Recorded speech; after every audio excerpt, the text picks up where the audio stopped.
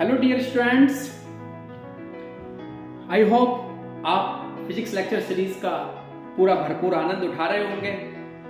इस आनंद की श्रृंखला में सीरीज में आज हम अपने नेक्स्ट पड़ाव की तरफ। प्यारे बच्चों, अब तक आपने वर्क पावर एनर्जी और रोटेशनल एनएलएम इनके बहुत अच्छे और बेहतरीन कंसेप्ट्स को देखा। आज हम एक और वर्क पावर एनर्जी का ही एक बहुत अच्छा कंसेप्ट, लेकिन उस वर्क पावर एनर्जी के कंसेप्ट्स को ना थोड़ा सा हम रोटेशनल में लेके जाएंगे, लीनियर मोमेंटम में लेके जाएंगे, क्योंकि लास्ट लेक्चर में मैंने लीनियर मोमेंटम और कोलिजन की शुरुआत करी थी।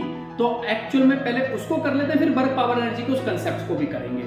तो लीनियर मोमेंटम में आज हम लोग पढ़ने वाले हैं law of conservation of linear momentum. ठीक है बच्चों, आज हम देखेंगे कि कैसे किसी भी बॉडी, ऑब्जेक्ट या फिर सिस्टम के मोमेंटम को कंजर्व किया जाता है। प्यारे बच्चों, एक्चुअल में लीनियर मोमेंटम क्या होता है, इसको पी से लिखो। Linear momentum of the particle या क्या होता है, the product of mass and velocity.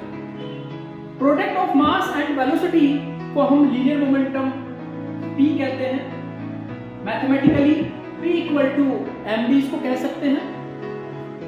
देखिए, आप ना यहाँ पे मोमेंट को मैं कंजर्व करूंगा और आपको समझाऊंगा कि यहाँ पर इस चीज को कैसे हम काइनेटिक एनर्जी की टर्म्स में करते हैं और how to change the kinetic energy into linear momentum and linear momentum into kinetic energy. चलिए, स्क्वायरिंग ऑफ बोथ साइड्स, दोनों तरफ की आप स्क्वायरिंग कर लीजिए। p square is equal to, अब 2 का मल्टीप्लाई और 2 का डिवाइड करेंगे, half m v square. You know half of m v square, इस टर्म्स को आप लोग क्या बोलते हैं, काइनेटिक एनर्जी। तो linear momentum p equal to root of 2m। तो this is the relation between linear momentum and kinetic energy. I hope कि आपको ये बात समझ में आ गई होगी क्लियर। चलिए, अब हम इसको ना यहाँ पे कंजर्व करते हैं, यहाँ पे ना कंजर्व करते हैं। तो इसको कंजर्व करने के लिए हमें यहाँ पे न्यूटन्स लॉ का सहारा लेना पड़ेगा। In according to Newton's law and what law, Newton's second law.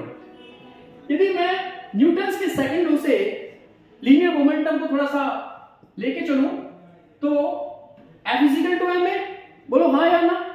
अच्छा मुझे बताओ, एक्सीलरेशन को आप लोग क्या बोलते हो, अरे rate of change of velocity, dv over of dt आप इसको बोलते हो।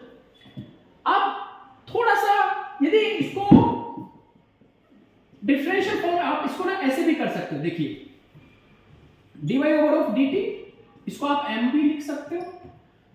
इसका मतलब है ये, इसकी जगह पे आप p लिख सकते हो। तो force F is equal to dp over of dt। आप ऐसे मानो, in case of external force applied by you, जो आपने एक्सटर्नल फोर्स F ये अप्लाइड किया है, यदि आप एब्सेंट कर दो बॉडी पर, आप इसको क्या कर दो, एब्सेंट कर दो, तो इसका मतलब है इसका वैल्यू 0 हो जाएगा। इसका वैल्यू 0 हो जाएगा। 0 होने का मतलब है कि p यहां पर कांस्टेंट हो गया। और यदि p का वैल्यू कांस्टेंट हो गया, लीनियर मोमेंटम का वैल्यू यदि कांस्टेंट हो गया, तो अब आप इसको कंजर्व कर सकते हो उस सिस्टम के अंदर या फिर उस बॉडी के अंदर।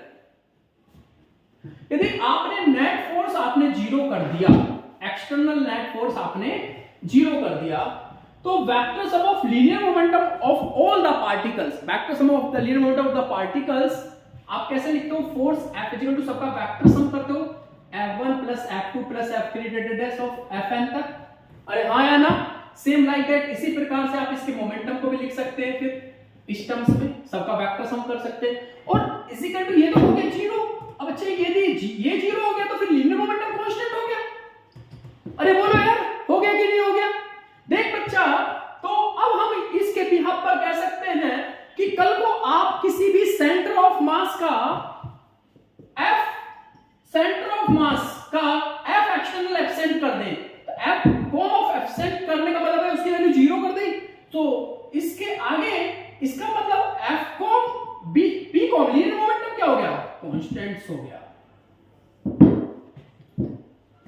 तो ये है law of conservation of linear momentum. अच्छा, इसको और अच्छे से समझने के लिए हम क्या करेंगे, अभी हम एक प्रॉब्लम लेंगे, एक ऐसी प्रॉब्लम जो कन्वर्जेशन हो मोमेंटम और काइनेटिक एनर्जी का रिलेशन हो। लिखिए क्वेश्चन, लिखिए linear momentum of A particle, linear momentum of A particle is increased by, यदि हम किसी भी पार्टिकल्स का लीनियर मोमेंटम इंक्रीज करें, पहला 100% और दूसरा 1%, यदि हम किसी भी पार्टिकल का लीनियर मोमेंटम 100% या फिर 1% इंक्रीज करें तो उसकी काइनेटिक एनर्जी कितने परसेंट से इंक्रीज कर जाएगी, तो percentage change in kinetic energy. बहुत आसान है, देखिए काइनेटिक एनर्जी का formula in terms of momentum. अच्छा, क्वेश्चन के according now momentum is increased by कितना, 100%। यदि मोमेंटम 100% से इंक्रीज कर दिया तो नया मोमेंटम कितना हो गया भाई, 2p। अरे पहले p था, फिर इसको 100% इंक्रीज कर दिया तो कितना हो गया नया मोमेंटम, अरे 2p हो गया कि नहीं हो गया, हाँ ना बोलते चल यार। देख यार, मेरा फ्लो, मेरी एनर्जी सिर्फ तुम लोगों से आएगी, यदि तुम लोग अच्छे से रेस्पॉन्ड करोगे तो मुझे पढ़ाने में मजा आएगा, अदरवाइज तो फिर मामला नहीं जमेगा। तो नया मोमेंट, नई काइनेटिक एनर्जी कितनी हो गई, p dash square y of 2m, p dash का वैल्यू हमारे पास कितना है 2p, y ऑफ 2m का स्क्वायर, 2p का स्क्वायर ना ऊपर कर दो, तो ये कितना हो गया 4p स्क्वायर बाई 2m, 4 को बाहर ले लो, कितना हो गया p square of 2m, and what is p square upon 2m, मतलब काइनेटिक एनर्जी है ये, तो 4k हो गया। तो आपने ना change in kinetic, percentage change in kinetic energy निकालना है, तो final kinetic energy minus initial kinetic energy upon initial kinetic energy multiply 100। चमक रहा है ना यहां तक, ठीक है। फाइनल काइनेटिक एनर्जी आपके पास कितनी थी 4k, इनिशियल कितनी थी k अपॉन k मल्टीप्लाई 100, ठीक है। तो आप क्या लिख सकते हो इसको, 4 के माइनस के यानी कि 3 यानी कि 300%। तो कितना चेंज आया काइनेटिक एनर्जी के अंदर, 300% चेंज है ना, कब, जब आपने लीनियर मोमेंटम को कितना कर दिया बच्चों, 100% इंक्रीज किया। जी सर यदि हमने 1% चेंज करेंगे तब, देखिए जब परसेंट 100 से ज्यादा हो तो आप इस मैकेनिज्म को फॉलो करेंगे, लेकिन जब परसेंटेज 10 से कम है, ठीक है ना, तब देखो आप सीधा सीधा देखोगे यहां से kinetic energy directly proportional to p square, बोलो हाँ।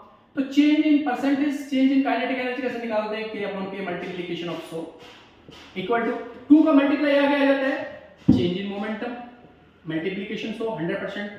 अब ये तो आपको वैल्यू दी हुई है, तो 2 मल्टीप्लाई ऑफ 1% कितना हो गया 2% आंसर। सो इस प्रकार से आप law of conservation of momentum से जो जेई है या फिर नीट है, देखिए एडवांस तक तो नहीं पहुंचता, लेकिन जेई मेंस और नीट का कोई भी क्वेश्चन आता है law of conservation of linear momentum, आप वहां पर लीनियर मोमेंटम और काइनेटिक एनर्जी में आपको पता होना चाहिए कि इनके बीच में रिलेशन क्या है और हम इनमें कैसे एक दूसरे को इसमें चेंज कर सकते हैं।